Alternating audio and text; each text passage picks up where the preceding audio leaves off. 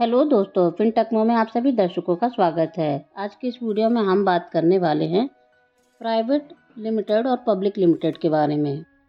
पूंजी बढ़ाएं, लाभ कमाएं, अपनी प्राइवेट लिमिटेड कंपनी को पब्लिक लिमिटेड में बदलें। आईपीओ के जरिए स्टॉक मार्केट में लिस्ट करें। BSE, NSE, SME IPO listing complete detail. IPO क्या है?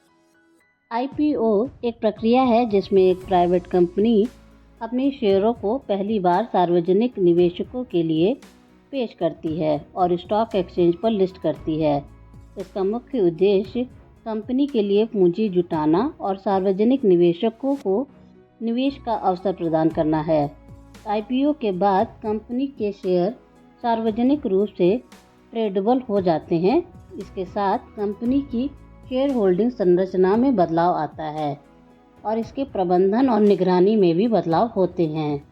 कंपनी को नियमित रिपोर्टिंग और सार्वजनिक निरीक्षण का सामना करना पड़ता है, जिससे पारदर्शिता और जिम्मेदारी बढ़ती है।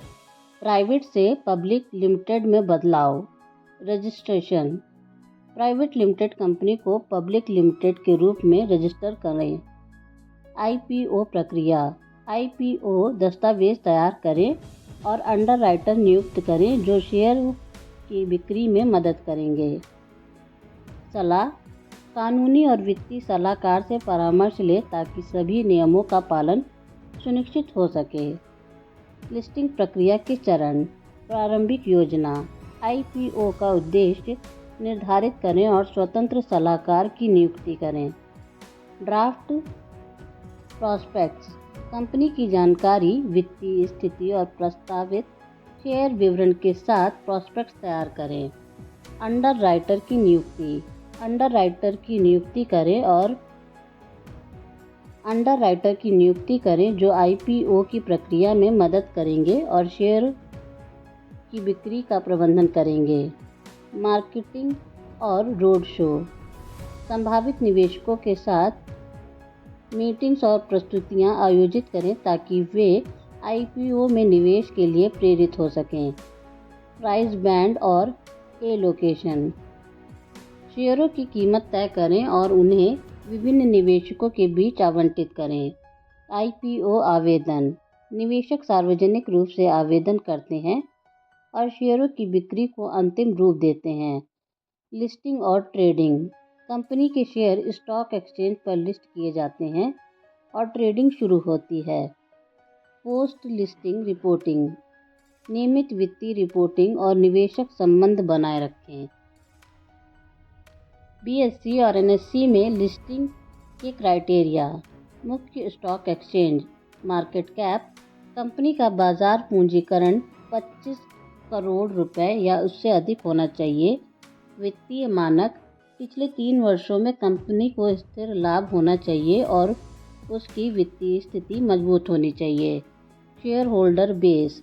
कंपनी के पास कम से कम 1000 शेयर होल्डर्स होने चाहिए।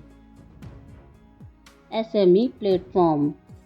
Market cap. कंपनी का बाजार पूंजीकरण कम से कम 10 करोड़ रुपए होना चाहिए। वित्तीय मानक। कंपनी को पिछले 2 वर्षों में लाभ हुआ होना चाहिए और उसकी वित्तीय स्थिति स्थिर होनी चाहिए। Share holder base. कंपनी के पास कम से कम 50 शेयर होल्डर्स होने चाहिए। लिस्टिंग फीस और लागत। आवेदन फीस 1 से 5 लाख रुपए स्टॉक एक्सचेंज पर आवेदन के लिए चुकानी पड़ती है। Listing fees.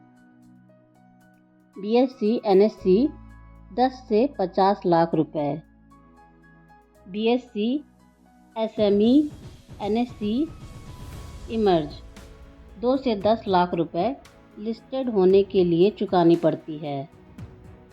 कस्टोडियन फीस 50,000 से 2 लाख रुपए प्रति वर्ष शेयरों के रखरखाव और रिकॉर्ड कीपिंग के लिए।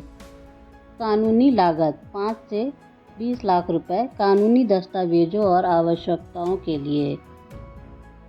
ऑडिटिंग लागत 3 से 10 लाख रुपए वित्तीय स्थिति की जांच के लिए। अंडरराइटिंग लागत 10 से 50 लाख रुपए। अंडरराइटर द्वारा शेयरों की बिक्री की गारंटी के लिए। लिस्टिंग के फायदे। पूंजी जुटाना। आईपीओ के जरिए बड़ी मात्रा में फंड जुटाने का अवसर। शेयर की तरलता। निवेशक अपने शेयरों को आसानी से नकद में बदल सकते हैं। ब्रांड इमेज में वृद्धि। लिस्टेड कंपनियों की प्रतिष्ठा और विश्वसनीयता बढ़ती है। बाजार मूल्यांकन। कंपनी के मूल्य का सार्वजनिक रूप से सही आकलन। अधिग्रहण के अवसर। अधिग्रहण और विलय के लिए अधिक आकर्षक विकल्प बनती है। नए निवेशक। विभिन्न प्रकार के निवेशक कंपनी में निवेश कर सकते हैं।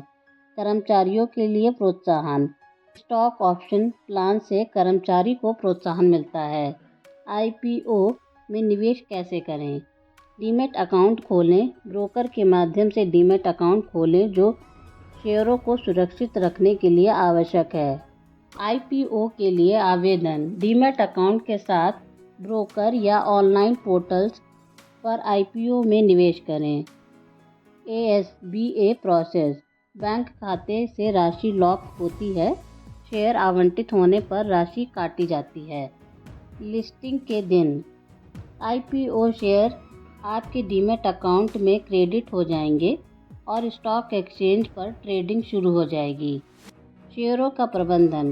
डीमैट अकाउंट के माध्यम से आप अपने शेयरों को आसानी से मैनेज कर सकते हैं, जिन्हें बेच सकते या लॉन्ग टर्म के लिए होल्ड कर सकते हैं। पोस्ट लिस्टिंग जिम्मेदारियां। नियमित रिपोर्टिंग। सेबी के दिशा निर्देशों के अनुसार समय समय पर वित्तीय रिपोर्ट्स और दस्तावेज प्रस्तुत करें, जिसमें तिमाही और वार्षिक रिपोर्ट शामिल है। निवेशक संबंध। निवेशकों के साथ संपर्क में रहें। निवेशक संबंध विभाग स्थापित करें जो निवेशकों के सवालों का जवाब दें और उन्हें कंपनी की जानकारी प्रदान करें।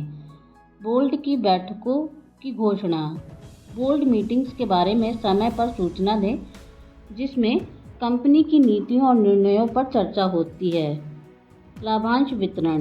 यदि कंपनी लाभांश देने का फैसला करती है तो इसका वितरण निवेशकों तक पहुंचाएं। अनुपालन। सेबी, स्टॉक एक्सचेंज और अन्य नियामक संस्थाओं के नियमों और कानूनों का पालन करें। शेयरधारकों की बैठकें। शेयरधारकों की बैठकें आयोजित करें जिसमें कंपनी के प्रदर्शन और योजनाओं पर जानकारी दी जाती है।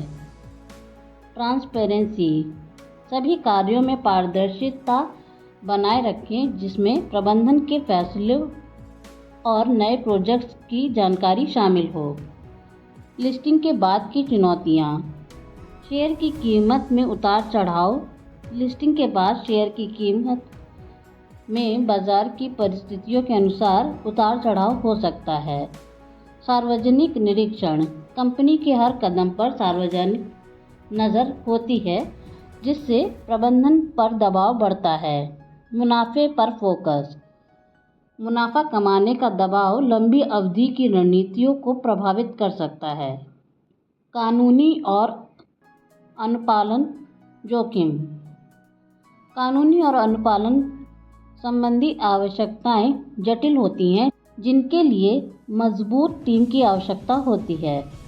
प्रबंधन और कर्मचारियों पर दबाव। लिस्टिंग के बाद बढ़ी हुई जिम्मेदारियों और अपेक्षाओं के कारण तनाव बढ़ सकता है।